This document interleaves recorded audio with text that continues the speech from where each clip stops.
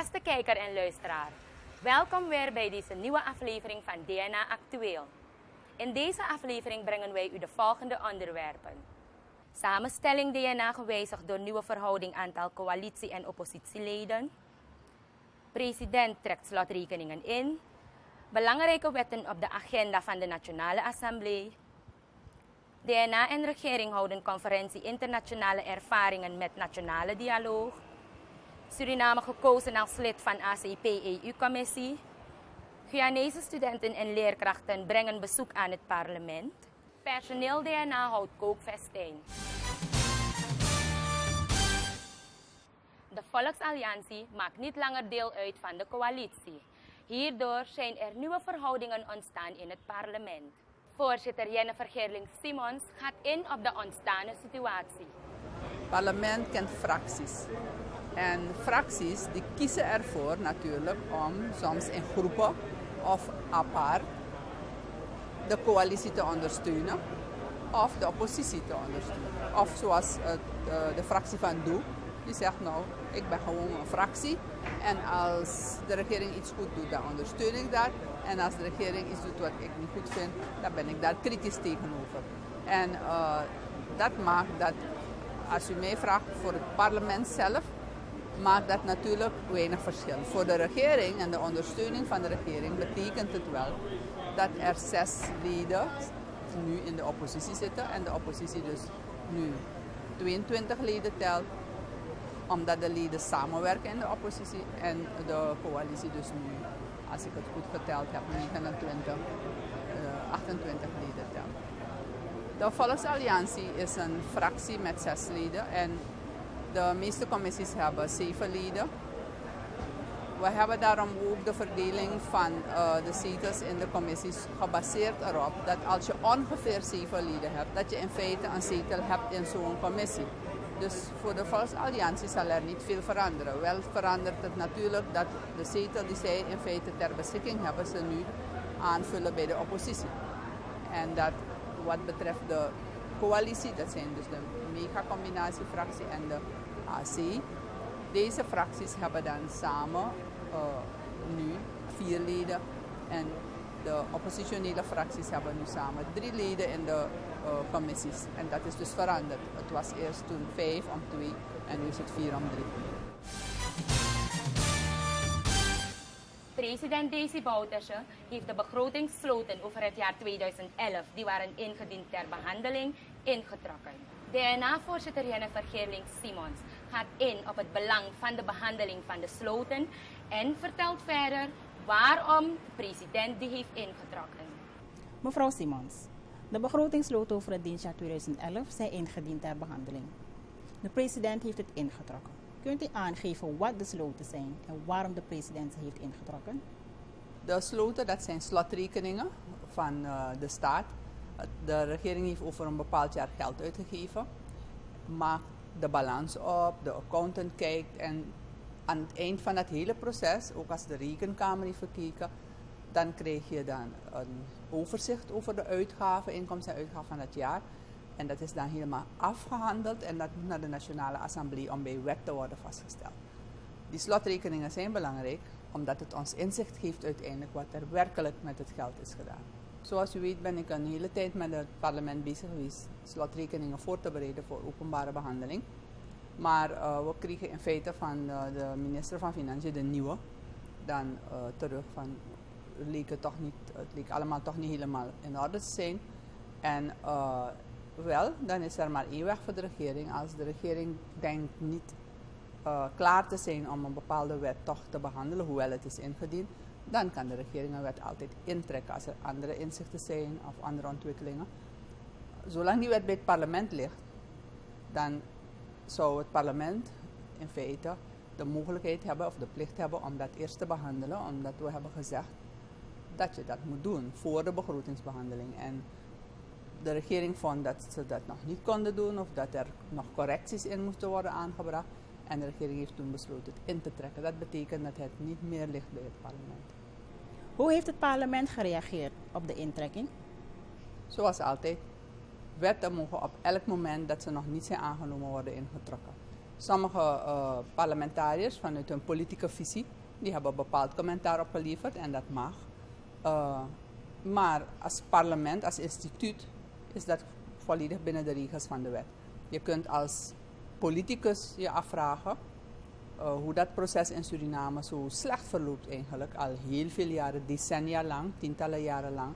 Dat we niet kunnen komen tot slotrekeningen die acceptabel zijn en die goed bij wet kunnen worden vastgesteld. En dat is een heel groot verbeterpunt voor onze financiële huishouding.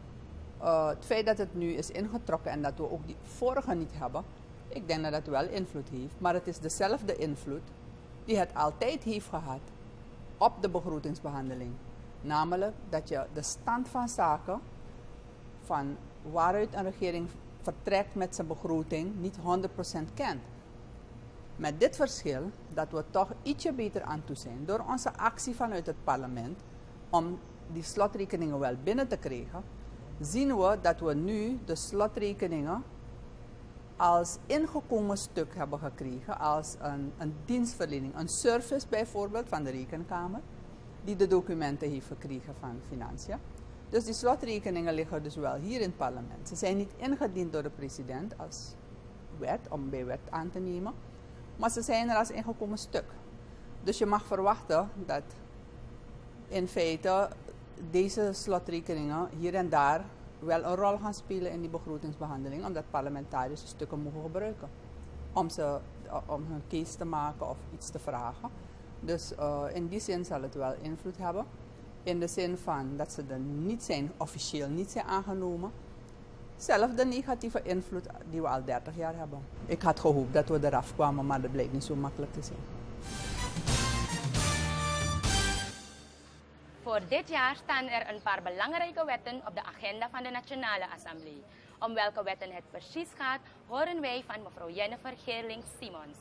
De wetten die niet zo lang geleden, dus eind van vorig jaar en begin van dit jaar zijn ingediend, zitten we op een stuk of 6 wetten, nieuwe wetten. Er zijn wetten binnen voor het aannemen van regelingen rond het onderzoek, DNA-onderzoek bij rechtszaken, misdrijven.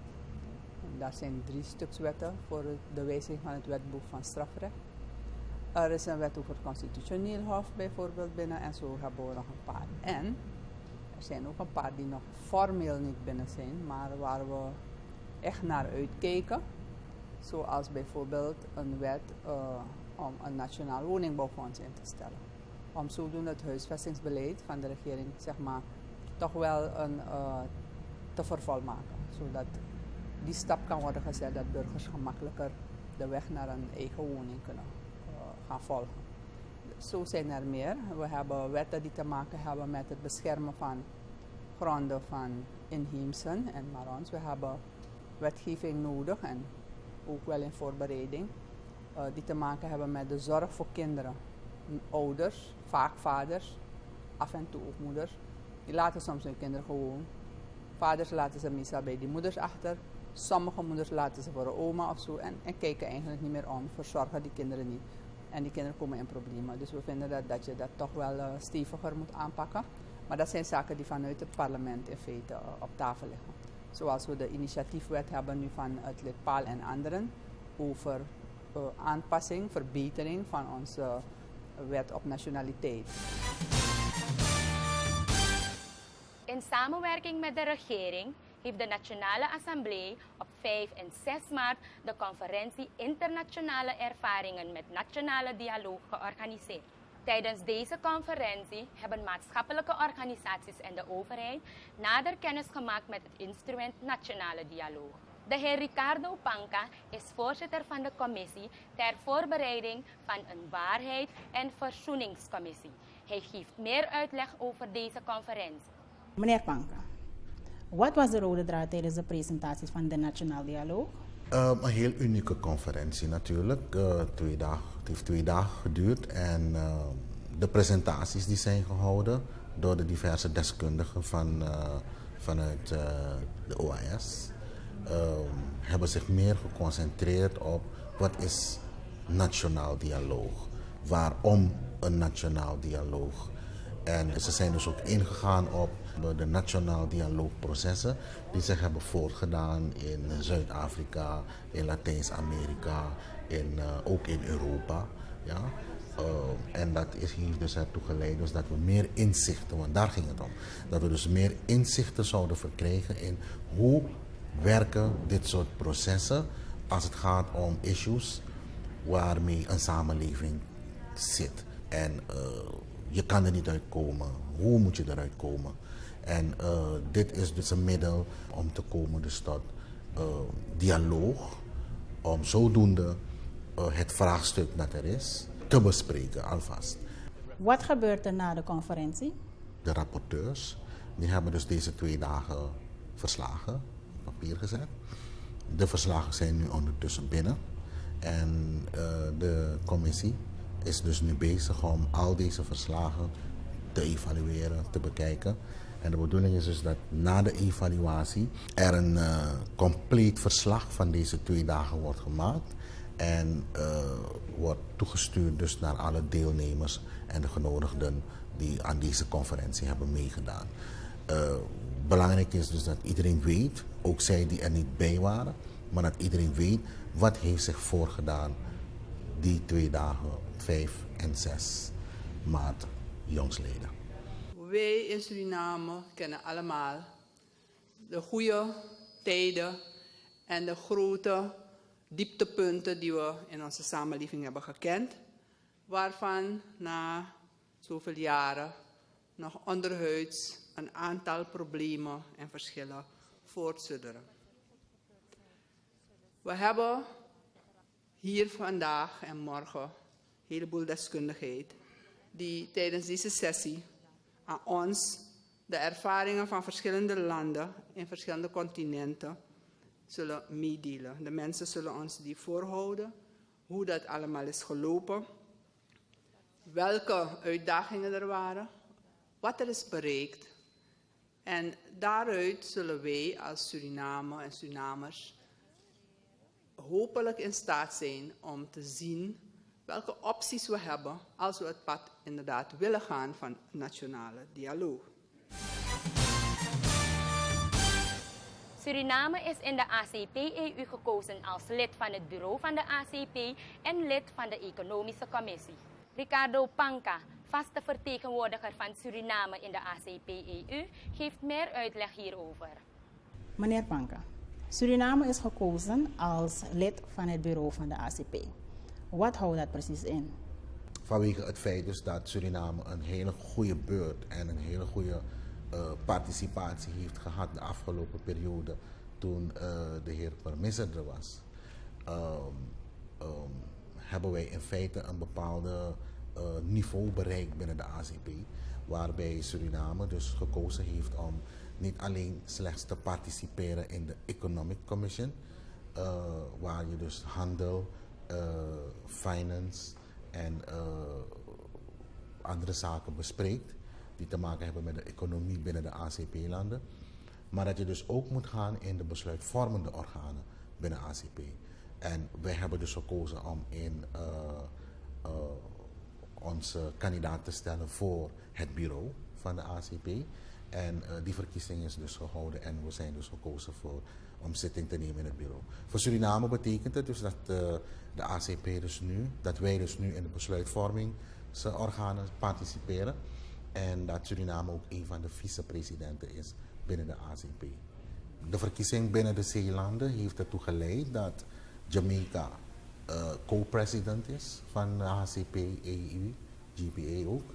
En Trinidad is de president van de Economic Commission. En Suriname die zit dus in het bureau samen met Trinidad.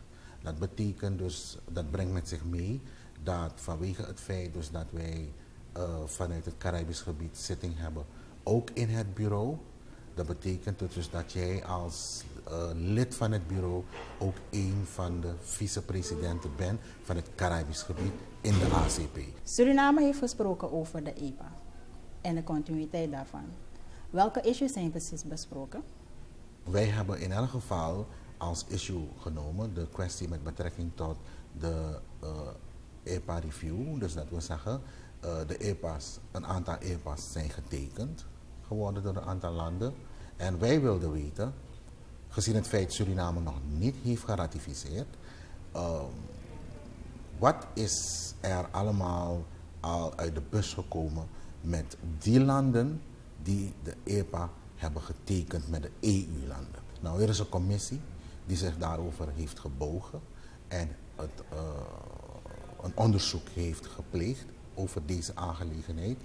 Maar dat zou in feite al in oktober gereed moeten zijn voor de ACP-landen om die studie die gemaakt is, om dat te bestuderen. Dat is dus, die deadline van oktober is niet gehaald. Maar de bedoeling is dus dat in het eerste halfjaar van 2014, mei hooguit, moet dat rapport al uit zijn, waardoor wij inzage daarin kunnen hebben. Ook met betrekking tot klimaat. Je weet, global warming is een issue op alle internationale conferenties en vergaderingen. Daar hebben we dus ook vragen gesteld. Ook vanwege het feit dat Suriname een van de landen is die toch wel de impact van die klimaatsveranderingen ondervindt en ook zal ondervinden. En dat er dus programma's moeten komen die ertoe moeten leiden dat landen die getroffen zullen worden of die getroffen zijn, dat die toch wel ondersteund worden en zodanig begeleid worden in het proces om aware te zijn tegen al deze klimaatsveranderingen. Een groep van 100 studenten en leerkrachten van de Bishop High School uit Guyana heeft van 26 februari tot en met 2 maart een bezoek gebracht aan Suriname in het kader van een educatieve rondleiding. Ze hebben ook een bezoek gebracht aan de Nationale Assemblée. Na een rondleiding in de Nationale Assemblée en een presentatie van de vicevoorzitter mevrouw Ruth Weidenbos hebben de studenten en leerkrachten vragen gesteld aan de aanwezige parlementariërs. I want to know how many parties you have in the country now. In the country, we have about 40 parties. It was very well done and very informative. The people, they're very friendly. The environment is clean. I like the way how the history and the culture is very well preserved. I really enjoyed the discussion style that we had with the members of parliament. We learned a lot and they were very welcoming to us. We arrived in Makeri and we went to the ethanol plant there.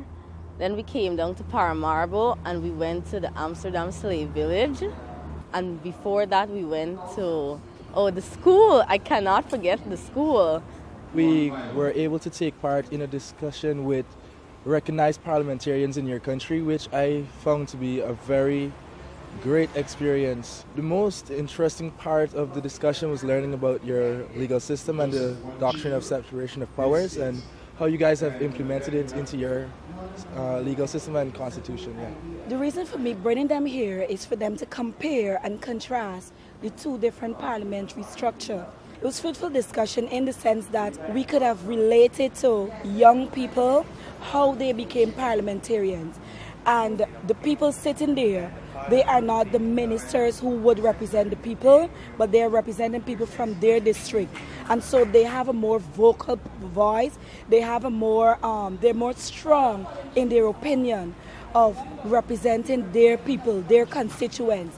And so for me, that is one of the things I think that we too should implement because it would allow for less manipulation of the system. And people will be able to see themselves represented and be passionate about their district or their constituent.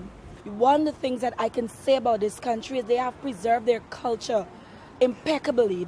And that is the thing that I want my students to see. And for them to understand how culture and communication plays an integral part in causing people to interact beautifully. Ter bevordering van de eenheid en saamhorigheid onder het personeel van de Nationale Assemblée is op 30 april in verband met 1 mei, Dag van de Arbeid, een kookfestijn georganiseerd onder het personeel. U krijgt een verslag van deze bijzondere dag.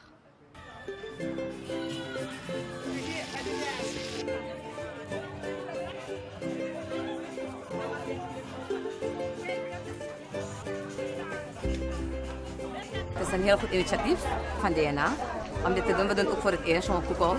We moeten het vaker doen. Deze groep is gewoon Moxalese en Chinese groep.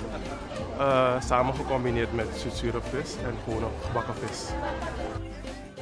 Wat ik wil zeggen, dat wij nee van de Nationale Assemblée, dat we niet alleen maar wetten weten te maken, maar ook onze kookwetten hebben we zelf gemaakt nu, momenteel. En dat demonstreren we. Ja, ik denk dat het zijn doel heeft geraakt om de collegialiteit binnen het DNA-personeel te bevorderen. Eigenlijk zijn mensen bij elkaar gekomen die elkaar dagelijks bijna niet zien.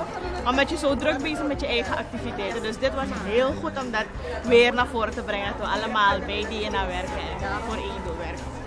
Het doel van deze activiteit is om de saamhorigheid en eenheid onder het Griffie-personeel te bevorderen. Het is een geslaagd evenement.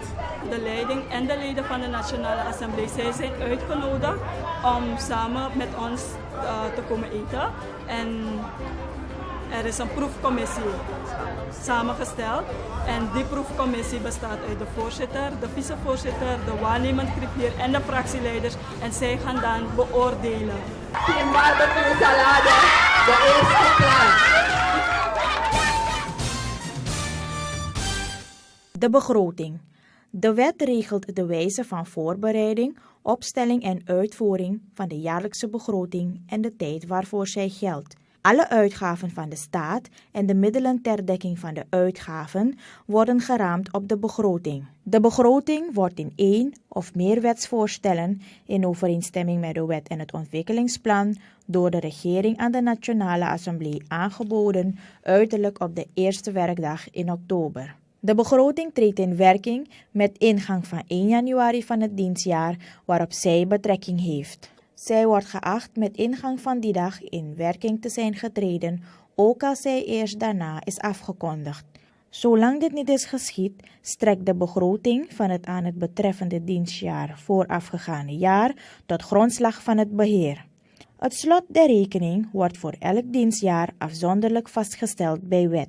De verantwoording van de ontvangsten en uitgaven van de staat wordt onder overlegging van de door het bij wet ingesteld onafhankelijk orgaan onderzochte rekening aan de Nationale Assemblée gedaan naar de voorschriften van de wet.